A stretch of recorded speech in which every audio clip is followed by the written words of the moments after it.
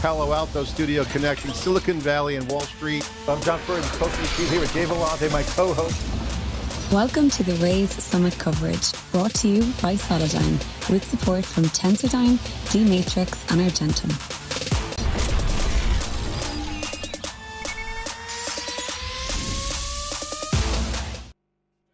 Welcome back over to theCUBE's live stream here in Paris, France. I'm John Furrier, the host.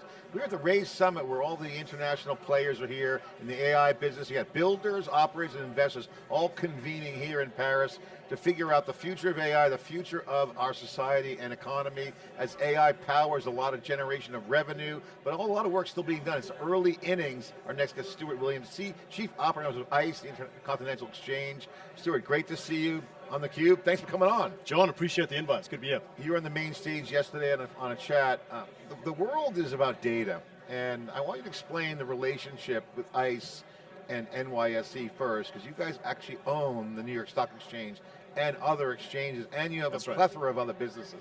That's right. So John, I think the way to think about ICE is, we're not a VC that owns the NYSE. NYSE is part of the ICE family. We operate 13 exchanges all around the world. We operate 6 clearinghouses. We've got a data business, and then we've got a mortgage technology business. And really the way to think about the company is that we've built an infrastructure ecosystem that provides the platform, both for us to operate a range of businesses on, but also an ecosystem that our customers can connect into and get access to any number of our services, whether it's capital raising, whether it's hedging, trading, whether it's managing your data flow and taking data from us for some of the AI workloads that I'm sure we're going to get onto shortly, or whether it's managing your way through the mortgage ecosystem. All of that sits on one platform, one infrastructure layer that our customers can access through that network. Since I moved to New York and started working with the NYSE as part of the Wired program we put together with Brian Bauman, I'm amazed by the breadth of business that you guys have and the innovation mindset. You guys are very innovative, and the market's changing, and we're in a major velocity mode now, a lot of transformation, business model transformation, but data continues to be the theme in everywhere. Here in AI, we just had another guest on. It's all about data activated for AI. AI is a data business. You guys are perfectly positioned. Explain your vision for ICE on how you guys see the data, because also the markets are changing. Yeah, it's a great question. I think we're certainly seeing that flow through within our customer base. There's increasing demand for our proprietary data, whether that's exchange data, real-time data, whether that's the reference data and pricing data that we provide for fixed income instruments, whether that's some of the data that we're able to extract out of our mortgage platform that supports and gives price signals to mortgage-backed security traders. So we're definitely seeing that increase, and we've recently brought to market a number of new data products to really bring to market some of the requests from our customers. And so we recently announced a Reddit sentiment analysis data offering, where we're pulling out sentiment from the bowels of the Reddit chats that our traders can use as signal into their trading decisions.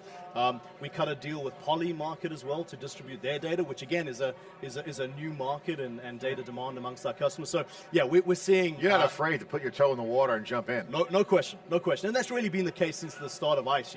When Jeff first founded the company back in the early 2000s, it was about identifying those markets that were analog markets that had folk in colored jackets on trading floors with hand signals, and bringing those markets into the 21st century and putting them onto technology.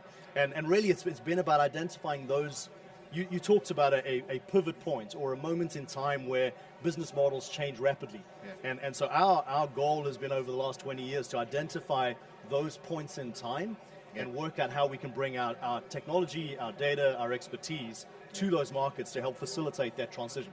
I love the term arbitrage. I learned in business school when you're in business school, arbitrage. And I'll never forget when I first started seeing high frequency trading. Use the speed of light advantage and get action on the trade, and that's good arbitrage. Hey, if you can get a look at something faster. But now we're in a market where there's high frequency insights. And with AI, there's more and more insights being surfaced.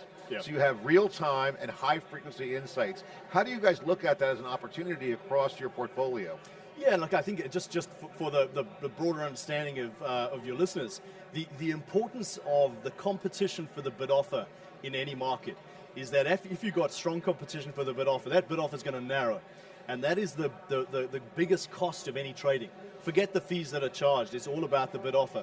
And that liquidity is what everybody's looking for to transact with. And so what it gets smaller and smaller. That's right. Well, what the high frequency trading community does is help to narrow that bid offer. And so everybody benefits from that network effect. But what we've seen recently over the last number of years is as compute improves, as models improve, our high frequency trading community is able to take in more data, is able to process more data, and is able to be more certain about where they are in the market.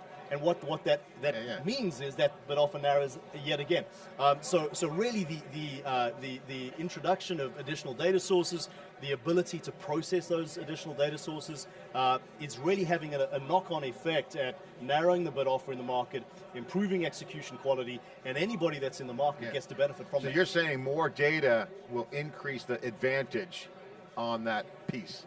Well, so offering more data makes sense. People are hungry for data. 100% it does. It increases the advantage, but it also increases the competition, and everybody within that network benefits from that increased competition. That's a great business model. They're hungry for data. Let's get into the technology, because you guys are also very technology savvy, but also you are very secure. Right. And there was a debate on stage that you were on yesterday around, whoa, how could I just give our model, give our IP away? Because right now there's a big debate between closed and open models. Okay, and enterprises are going to want to contain it. So enterprises aren't as savvy, well, maybe financial services are, but you guys are very disciplined and intentional. Right. Share your vision on how you guys look at, one, the data IP and the IT IP. Right, so the starting point for us, and it's amazing how these trends go in cycles, has been that we want to own our own destiny when it comes to our infrastructure. So we operate our own data centers. We operate our own high availability, low latency network, which is a global network that connects our customers and our own ecosystem to a range of international venues and exchanges, liquidity centers. And so that really forms the base of our business. And we've always felt strongly about owning that. Yeah. And the discourse is certainly coming back to the benefit of having that kind of model. So we start off by owning our own data centers. We have that high availability, low latency network, that ecosystem. Our customers, by the way, can elect to co-locate within our data centers with us if they want to have close proximity to our matching engine, if they want to be within the ecosystem where they can access all of our data and our products and our services, and a number of them do. And by the way, that business has grown substantially. It's doubled over the last 4 years. And we're now building new data center capacity to be able to double that again over the next number of years. You're like your own hyperscaler, basically. You have to be. For our ecosystem, that's correct. And look, we're a technology company. We're a technology company that runs markets, runs data, runs mortgage technology. And so that's a key part of our philosophy. And then, of course, on top of that, to your point earlier, we like to host our data within that ecosystem. We'll provide it, via whatever channel our customers want to take that data from us. But in terms of where that core data is housed, it's within our own ecosystem. And that allows us also, by the way, to host our AI models within the ICE ecosystem on top of that and provide that intelligence out to our customers. You know, one of the things you mentioned earlier about the shifts, you guys look at shifts and jump in. There's a lot of technology shifts happening now. We're seeing a lot of activity with blockchain on the financial service stack side. You're seeing fintech come in. You're starting to see large folks look at, okay, blockchain not as like just currency, but as an underlying infrastructure. That data is democratized in their model. Right. So as you look at some links like democratization of data with blockchain, as you look at the private markets with all these secondaries going on, there's liquidity there, that's unregulated. Then you got all these new ETFs coming out. There's so much change in finance. I've never seen this before. What's your take on that? Because you've got a lot going on. How is ICE looking at the landscape right now? What are you watching? What are you monitoring? Where's the focus? Yeah, I mean, you've seen us, put various bets down on a number of these areas. We were one of the first to market bringing a fully regulated crypto platform, the back business back in, I think it was 2017, 2018. So we've always had that mindset of being on the forefront of understanding new technology, new markets. But of course, you've also got to couple that with some first principle thinking about what problem we're trying to solve. What are we actually going to bring that's going to benefit the market ultimately? Because there's a lot of fluff and a lot of Hand-waving. noise and hand waving and jazz hands that tends to emerge around a lot of these new things for a period of time. And we're kind of in that phase with some of these things right now. But you've got to boil it down to where can you make capital more efficient? Where can you help customers, save money? Where can you make markets more efficient? And that's really our focus. And so we're looking at how, for example, with our NYSE Direct platform announcement, how we can move some of the US equity market trading to a more 24/7 model where you're not just trading effectively a CFD on an equity, but you can trade the actual equity with dividends, with governance rights, with all those sorts of things. Where can we leverage some of the blockchain technology to make capital more efficient at the settlement layer? So this is how we think about things. Is we want to be at the table. But we want to understand what problem is actually going to be solved and then lean into that. Andy Grove, famous Intel executive, had an expression, only the paranoid survive.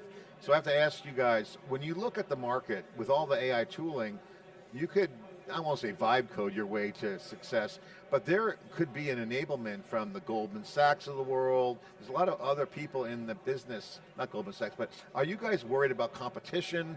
Do you guys get paranoid, say, whoa, if we don't get on this, someone else will? Because we're in a market with a lot of transition, and it's a lot easier to do things. So where's that defensibility, and are you worried? Are you thinking about what could happen?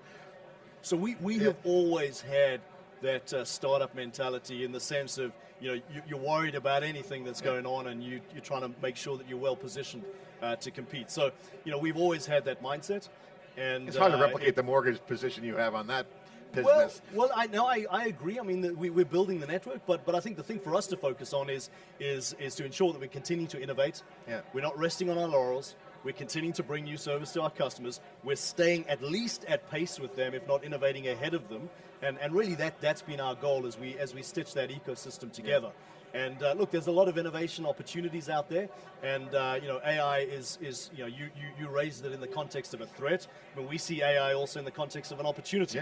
And as long as we're continuing to innovate and bringing that to our customer base, we're going to continue to add value and attract more customers. So don't stand still. Keep moving. Well, frankly, you've got to keep running to stand still if you like. So we're sprinting. All right, you're the chief operating officer. So you see all the business of ICE. Explain in simple terms what people should think about when you explain ICE to someone, because it's very complicated for the average person in tech or anywhere that's not in finance. How would you explain ICE to someone? Obviously, the NYSE's well-known brand. You have a lot of other things. What would you explain? How would you describe ICE? Yeah, it's a good question. So, I mean, ultimately, we're trying to connect our customer base to opportunity. Whether that's connecting our customer base to capital on the NYSE because you're a startup and you need to raise capitals to scale, whether that's connecting an energy trader to the Brent market, providing the ability to hedge their forward risk as they make investment decisions, as they put CapEx in the ground 10 years out, they want to be able to lock in their revenues and the costs that are associated with that. Whether that's a fixed income trader that needs to get access to pricing data to do a daily mark to market, whether that's a prospective home buyer in the US who wants to get a mortgage. And really that kind of probably the biggest investment decision that most people in the US will ever make. Or even an MBS trader who needs to understand prepayment risk or credit risk on that MBS instrument. So really what we're building and what we're working on is an ecosystem, as I said earlier, that looks at what are the customer base within our kind of markets that we serve looking for, and how do we serve them, and what is the opportunity they need to be connected to. And I suppose part of that is you can also think of ICE just as a giant pricing engine, right? So liquid markets, we generate real-time prices, and people are participating in those markets. Less liquid markets that might only have a price signal once a week, once a month. We've got models that produce that pricing data on a daily basis. And if you move over into the mortgage segment, well, we're providing the pricing and the connectivity for origination and servicing of mortgages as well. And your core competency is data and technology. You have to be. That's correct. So we see ourselves as a technology company, and we operate markets on our technology. Final question, what are you optimizing for this year? What's on your top 3 to-do lists? What's your focus for the next year? So what we really focused on is looking at how we can take the time that it takes from idea to revenue and compress that as much as we can. So that involves internal efficiencies, it involves the efficiencies with our regulatory community, and obviously there's a lot of flux on the regulatory side of things right now, and so we're working very closely with a plethora of global regulators on that, and then it also includes our customer adoption. So really what we want to do is look at how we can leverage AI, leverage our technology to compress that and bring to market more products and services for our customers. And just what's the market cap? Scope the market cap of ICE right now, because people might not know how big you guys are. So I think right now we're just shy of $80 billion. Not too shabby. That's not small. That's not small. Stuart, thanks for coming on theCUBE, really appreciate it.